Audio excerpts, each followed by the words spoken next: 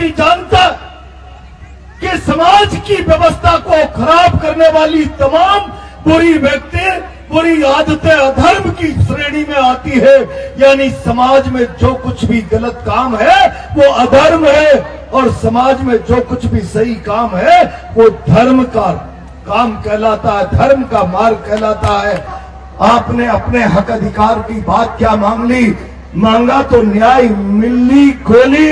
इस आजादी के बाद तुम किसी को नेता समझो, किसी के नारे लगाओ, किसी को क्या समझो, लेकिन मैंने सबको देखा है राजनीति में। जरूरत पड़ी तो ठांडते तो सांडों की तरह थे, पूंछ उठाकर देखा तो मादा की तरह नजर आए।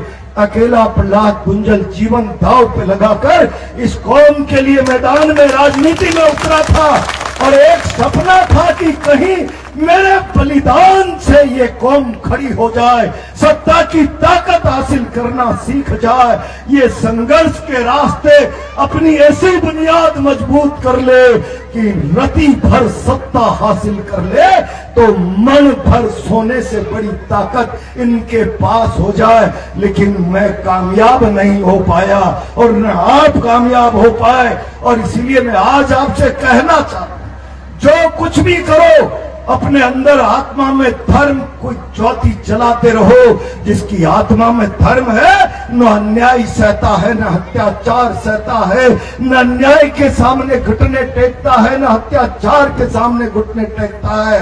वो सत्ता सिंहासन पर चढ़ने का रास्ता बना देता है।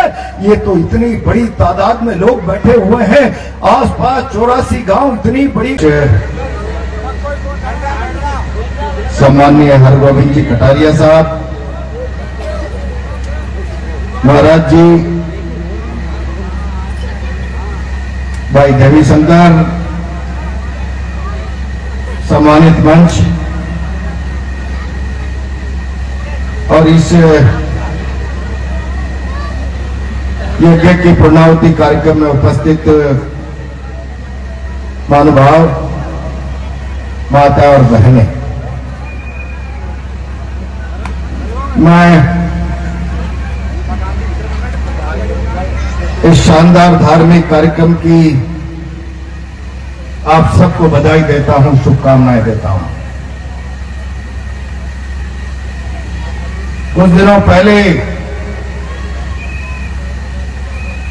आयोजन समिति के लोग कोटा मेरे पास आए थे और आकर मुझसे कहा था,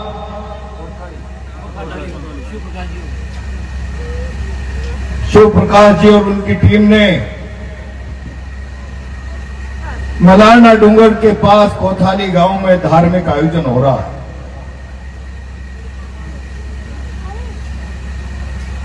पहला अवसर था इस इलाके में मेरा आने का। एक तो धार्मिक कार्यक्रम,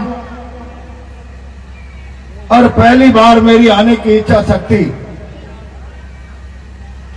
मैंने सहज भाव से कहा मैं इस अवसर का लाभ लूंगा, लोगों से मिलूंगा, आध्यात्म के कार्यक्रम का हिस्सा बनूंगा। मेरे पहले भी कटारिया जी भाषण कर रहे थे और भाषण करते समय उन्होंने कई सारी गुर्जर आंदोलन से लेकर आज तक की बातें कही।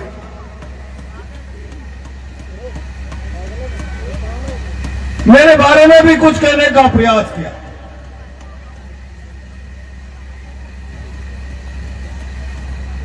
मैं उस पर ज्यादा नहीं जाना चाहता, लेकिन मैं जिम्मेदारी से इस धार्मिक कार्यक्रम में एक बात आज आपसे कहना चाहता हूं कि अगर राजस्थान की सड़कों पर आपने सरकार के खिलाफ प्रहलाद गुंजल को आपके लिए लड़ते हुए देखा और उस दृढ़ता को देखा है कि सारी की सारी सरकार दमन चक्र चलाए, लेकिन एक कदम पीछे हटने के लिए हम तैयार नहीं हुए, तो फिर आपको यह समझ लेना चाहिए कि जिसके जीवन में धर्म, अन्याय के खिलाफ, अत्याचार के खिलाफ लड़ाई लड़ने की हिम्मत वही जुटा पाता है, और जिसके जीवन में धर्म नहीं है वो खिलाफ लड़ाई नहीं लड़ पाते। और इसीलिए जब कभी कोई धार्मिक कार्यक्रम होता है तो मैं जाता हूं और लोगों को यह समझाने का प्रयास करता हूं, ये जो कार्यक्रम है, यज्ञ है, पुण्याहुति है, मंदिर है, आरती है, ये हमारी आस्था प्रकट करने के तौर तरीके, उपासना पद्धति, धर्म को मानने के रास्ते हो सकते, लेकिन सच्चे अर्थों में धर्म को समझना चाहो तो फिर इस सब यज्ञ की पुण्याहुति महाराज जी कराएंगे। तो पुण्याहुति के समय नारा देंगे, धर्म की जय हो, अधर्म का नाश हो, प्राणियों में सद्भावना और विश्व का कल्याण। यज्ञ की पुण्याहुति और प्रतिफल के रूप में हाथ खड़ा करके भगवान से मांगे, धर्म की जय हो और अधर्म का नाश हो। तब मैं आज कोठारी के लोगों से कहना चाहता हूं, कौन से धर्म की जय जयकार करना चाहते हो, कौन से अधर्म का नाश करना चाहते हो, ये तमाम लोगों को पता होना चाहिए।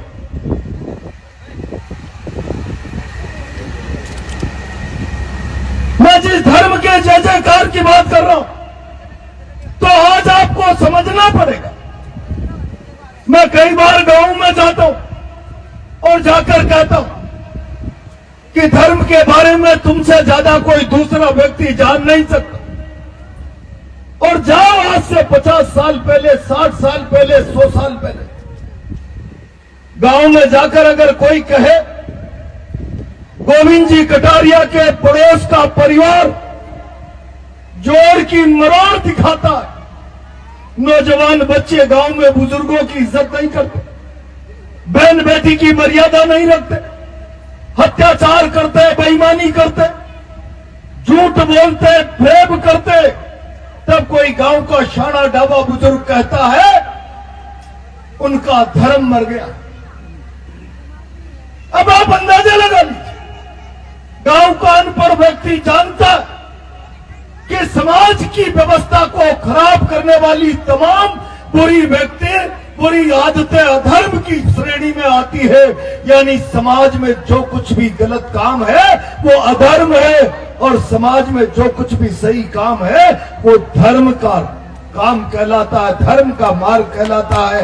और इसीलिए मैं आज कहना चाहता हूं कि धर्म के रास्ते पर चलना चाहते हो तो अपनी आत्मा को साफ करो और मजबूत करो। और धर्म के रास्ते पर चलते हुए आत्मा मजबूत कैसे हो? जब नारायण के दरवाजे जाते, आरती करते, पर आराधना करते, नतमस्तक होते, हे प्रभु तेरी शरण में आ गया। घर में भी छोटे बड़े के पैर छूते, झुकते। जो शरण में जाता है भगवान की में, जो बड़ों के आगे झुकता है, पैर छूता है, शरणागत हो जाता है, नीचे झुक जाता है, उसके मन का अहंकार और विकार समाप्त हो जाता है। जिस मन में अहंकार विकार समाप्त हो गया वो मन निर्मल हो गया, और निर्मल मन में उच्च विचारों की खान बन गया।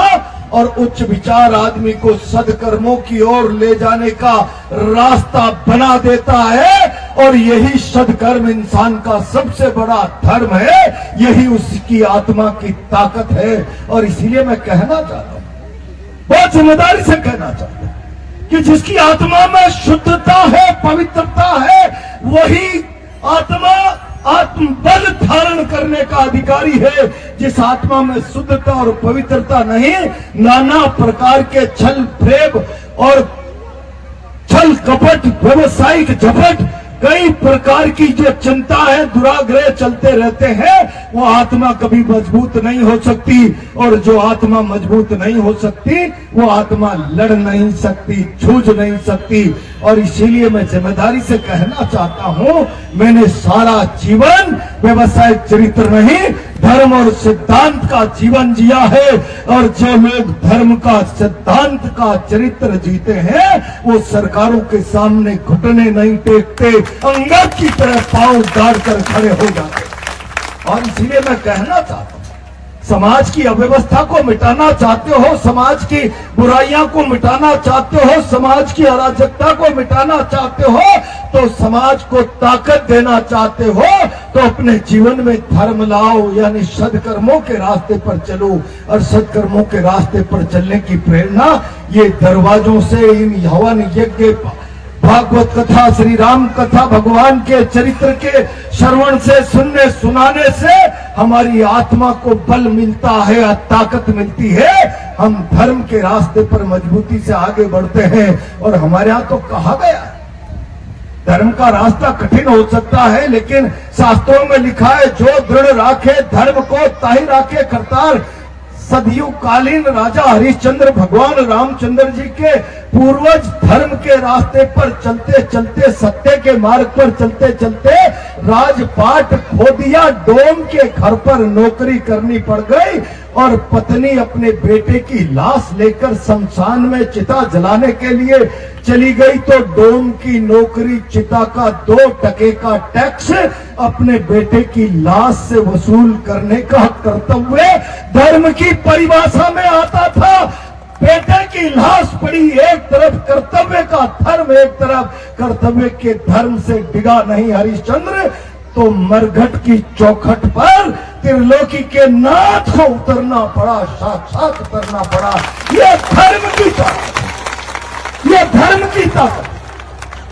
इस धर्म की ताकत को बनाने के लिए अपने आचार विचार को शुद्ध करो, अपने जीवन मूल्य और संस्कारों को शुद्ध करो। और जब शुद्ध करोगे तब आत्मा की ताकत तुम्हें मजबूती देगी, आगे बढ़ने का रास्ता देगी। मैं हमेशा लोगों से कहता हूँ, बरस हो गए मुझे गांवों में जा जाकर भाषण करते हुए, कभी पूर्णावती, कभी होली, कभी दिवाली, कोई तीज त्योहार। जरा मैं कई बार लोगों से कहता हूँ, बहुत लोगों ने नारे लगाए, आरक्षण मिल गया, आरक्षण की लड़ाई भी हमने पूरी ताकत से लड़ी है, पूरा राजस्थान जानता है। हमने किसी सरकार में किसी को भुआ नहीं बनाया। जब लड़े तो आमने सामने सीना तान कर ईमानदारी से लड़े, पूरी ताकत से लड़े। और इसलिए लड़े कि मन में धर्म था, आत्मा का बल था, इसलिए लड़े। पर मैं आज आपसे एक बात कहना चाहता हूं कि तुम अगर वास्तविक अर्थों में, अभी कटारिया जी कह रहे थे 40 गांव का फरमान, जिसको चाहे बिगाड़ दे बना दे, ये ताकत जब तक नहीं जुटाओगे, यानी मैं जिम्मेदारी से कहना चाहता हूं, आज से सैकड़ों साल पहले गांव के कई बुजुर्ग कह गए कि अगर ईमानदारी से विचार करना चाहते हो तो फिर अंदाजा लगा लो, जिन लोगों ने मुगलों का राज देखा, जिन लोगों ने अंग्रेजों का राज देखा, सत्ता की ताकत को देखा, सत्ता के दमन को देखा, सत्ता के अत्याचारों को और सत्ता के ऐशो आराम को देखा, उन लोगों ने चलते चलते, अनपढ़ लोगों ने कह दिया, मण भर सोना रति भर सत्ता बराबर होती है। कोई मण भर सोने का अधिकारी हो और कोई रति भर सत्ता का अधिकारी हो, तो रति भर सत्ता मण भर सोने के बराबर होती है। यानी पैसे से 3 लाख गुना ताकत सत्ता की होती है। अब तक इस प्रकार के कार्यक्रमों के बाद भी तुम सोए रहोगे, जागोगे कब? आजादी के 75 साल बाद आज भी इस राजस्थान की उन कौमों में से गुजर एक है जिसकी शासन में, प्रशासन में भागीदारी 0/0 के बराबर है। और हम इसी चिंता के साथ लड़े थे। इस मुल्क के विकास की अवधारणा, इस राजस्थान के विकास की अवधारणा एक भी व्यक्ति को विकास से महरूम रखकर पूरी नहीं की जा सकती। और इतना बड़ा समाज, लाखों करोड़ों की तादाद में ये विकास से महरूम रह जाए, मुख्य धारा से अलग थलग रह जाए, इसको अलग थलग और महरूम रख के राजस्थान के विकास की कल्पना नहीं की जा सकती। और इसलिए राजस्थान की विकास की कल्पना करनी है तो फिर इसका चेहरा भी सुधारना होगा। लेकिन 75 सालों में तो किसी ने आपका चेहरा सुधारने की न हिमाकत की, न प्रयास किया। मामूली प्रयास हुआ तो आपने देखा होगा, आपने अपने हक अधिकार की बात क्या मांग ली? मांगा तो न्याय, मिली गोली, इस आजादी के बाद तुम किसी को नेता समझो, किसी के नारे लगाओ, किसी को क्या समझो, लेकिन मैंने सबको देखा है राजनीति में। जरूरत पड़ी तो ठांडते तो सांडों की तरह थे, पूंछ उठाकर देखा तो मादा की तरह नजर आए। अकेला प्रहलाद गुंजल जीवन दांव पे लगाकर इस कौम के लिए मैदान में राजनीति में उतरा था और एक सपना था कि कहीं मेरे बलिदान से ये कौम खड़ी हो जाए, सत्ता की ताकत हासिल करना सीख जाए, ये संघर्ष के रास्ते अपनी ऐसी बुनियाद मजबूत कर ले कि रति भर सत्ता हासिल कर ले तो मन भर सोने से बड़ी ताकत इनके पास हो जाए। लेकिन मैं कामयाब नहीं हो पाया और न आप कामयाब हो पाए, और इसीलिए मैं आज आपसे कहना चाहता हूं, जो कुछ भी करो अपने अंदर आत्मा में धर्म कोई ज्योति जलाते रहो। जिसकी आत्मा में धर्म है न अन्याय सहता है, न अत्याचार सहता है, न अन्याय के सामने घुटने टेकता है, न अत्याचार के सामने घुटने टेकता है। वो सत्ता सिंहासन पर चढ़ने का रास्ता बना देता है। ये तो इतनी बड़ी तादाद में लोग बैठे हुए हैं, आसपास 84 गांव, इतनी बड़ी कृषक कौम। मैं तो कभी कभी कहता हूं, आजादी के बाद कौन लोग मुल्क पर राज कर रहे हैं, किस विचार के लोग राज कर रहे हैं, जिनका इस भारत की आत्मा के साथ कोई गहरा रिश्ता नहीं रहा। किसान चौधरी चरण सिंह ने कहा था, इस भारत की सत्ता का रास्ता किसानों के खेतों में से होकर निकलता है। और इसीलिए उन्होंने कहा, रे किसान, रख एक नजर तू खेत और खलियान पर, रख तू दूसरी नजर सत्ता के मचान पर। और जब तक सत्ता के मचान पर किसान की दूसरी आंख नहीं होगी, एक आंख, दोनों आंख खेत में रख ले, उसके जीवन में मौलिक बदलाव आने में सैकड़ों साल लग जाएंगे। जब तक सत्ता उसकी नहीं होगी, सत्ता उसके हक अधिकार की चिंता करने वाली नहीं होगी, सत्ता उसके बारे में नीतियां बनाने वाली नहीं होंगी, तब तक यही होगा कि अपने लिए न्याय और इंसाफ की मांग को लेकर इस हिंदुस्तान का किसान 1 साल तक पंजाब हरियाणा की सड़कों पर बैठा रहे। दिल्ली जाएंगे, न्याय लेंगे, उन्हें न्याय देना दिल्ली आना तो दूर, जैसे पाकिस्तान पर शत्रुओं के लिए सीमा पर कांटे बांध दिए जाते हैं, वैसे कांटे तुम्हारे सामने बांध दिए गए। ये प्रजातंत्र नहीं, ये प्रजातंत्र का खून है, ये भारत की आत्मा पर खंजर है। इस प्रकार की व्यवस्था तब तक चलेगी जब तक तुम सोए रहोगे। इस प्रकार की व्यवस्था को उखाड़ कर फेंकना है तो जगाना पड़ेगा आत्मा को। 1000 किसान मर गए, सरकार के कान में जू नहीं रहेंगी, सड़क पर बैठे बैठे, कोई सर्दी से, कोई गर्मी से, कोई हार्ट अटैक से। सरकार के कान में जून तो तब रहेंगी जब उत्तर प्रदेश का चुनाव आने लगा। जब तक तुम जागोगे नहीं, लोग तुम्हें वोट समझते रहेंगे। और आजकल तो वोटों की कीमत है। वोट छल से भी आते हैं, प्रेम से भी आते हैं, धोखे से भी आते हैं, उन्माद और नशे से भी आते हैं। अंतरात्मा को जगाओ, सच्चाई को जगाओ, धर्म को मन में बैठाओ, अपनी ताकत को पहचानो और अपने लिए न्याय का रास्ता बनाने की ताकत मुट्ठी बंद करके अपने अंदर पैदा करो। जब तक किसान कौमें इस दिशा में सोचकर आगे नहीं बढ़ेगी, मैं विश्वास के साथ कह सकता हूं, तुम्हारे साथ न्याय और इंसाफ लिखने के लिए कोई सरकार चलाकर आगे आने वाली नहीं है। अपनी ताकत को जुटाओ, अपनी हिम्मत हौसले को जुटाओ, और ये हौसला मिलता है धर्म से। धर्म जिसके जीवन में नैतिकता सदा सहता, जिसके जीवन में शुचिता, पवित्रता। और इसलिए मैं कहता हूं, राजनीति में व्यवसायिक चरित्र के लोगों को जरा धक्का मारो, और जो सैद्धांतिक जीवन जीते हैं, सैद्धांतिक नैतिक जीवन जीते हैं, उन लोगों की ताकत बनकर खड़े रहो। आपस में मुट्ठी बंदी लाख की और खुल गई तो खाक की। इस मुट्ठी को बंद करके एक होकर आगे बढ़ो। कल तुम्हारा इंतजार कर रहा है आने वाला, कल तुम्हारा इंतजार कर रहा है। और अगर तुम सोते रहे हो तो तुम्हारा कल कभी नहीं आने वाला, कल कभी नहीं आने वाला। और इसीलिए अभी पुण्यवती में कहा धर्म की जय। क्या करेंगे धर्म की जय में? देव नारायण की जय, गणेश जी की जय। अधर्म का नाश, राक्षस मर जाए।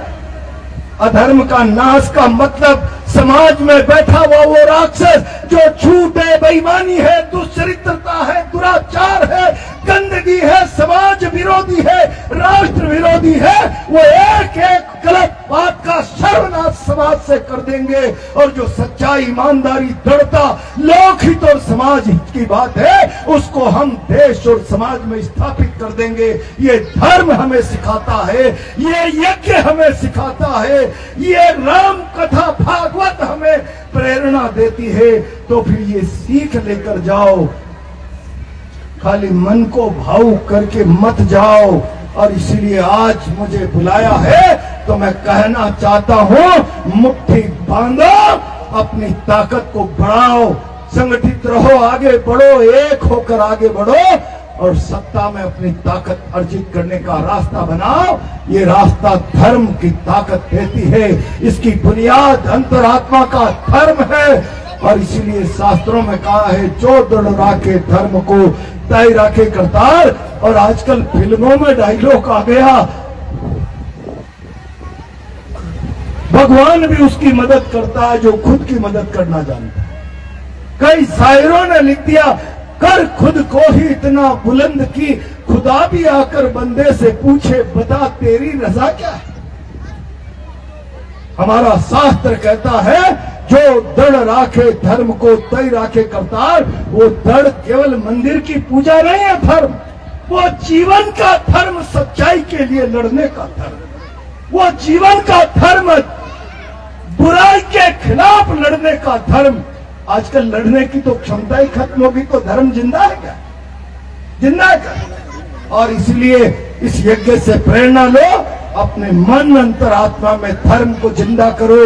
इस रास्ते पर चलोगे दृढ़ता के साथ तो जरूरत पड़ी तो ताही राखे करतार। भगवान भी तुम्हारी अंतरात्मा की ताकत की रक्षा के लिए हमेशा तैयार होगा। आज के इस अवसर की बहुत बहुत बधाई, बहुत बहुत शुभकामनाएं। मुझे इस अवसर पर भाई